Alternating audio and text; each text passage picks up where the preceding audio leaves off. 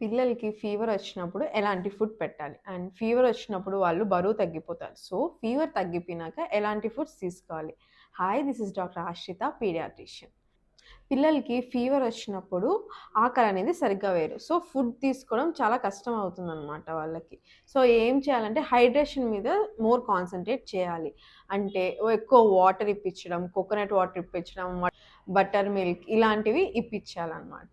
దీంతో పాటు మనం ఏం చేయాలంటే మీల్స్ అనేది ఎక్కువ ఫ్రీక్వెన్సీలో తక్కువ క్వాంటిటీ ఇప్పించాలి. అంటే ఫర్ ఎగ్జాంపుల్ మీరు ఒక కప్‌లో పెడుతున్నారంటే అదే క్వాంటిటీని హాఫ్ కప్‌లో ఎక్కువ ఫ్రీక్వెన్సీ అంటే 3 పూట్ల పెడుతున్నప్పుడు ఒక 5 టైమ్స్ పెట్టడం అనేది చేయాలి. దీంతో పాటు ఒకవేళ బ్రెస్ట్ ఫీడింగ్ ఇప్పిస్తున్నారు పిల్లోలకి అంటే ఒక 4-5 టైమ్స్ ఫ్రీక్వెన్సీలో ఒకవేళ బ్రెస్ట్ ఫీడింగ్ ఇప్పిస్తుంటే దాన్ని ఒక 5-6 టైమ్స్.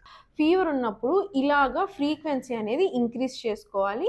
క్వాంటిటీ అనేది తగ్గించుకోవాలి. దీంతో పాటు ఏ ఫుడ్స్ పెట్టొచ్చు, ఏ ఫుడ్స్ పెట్టకూడదు.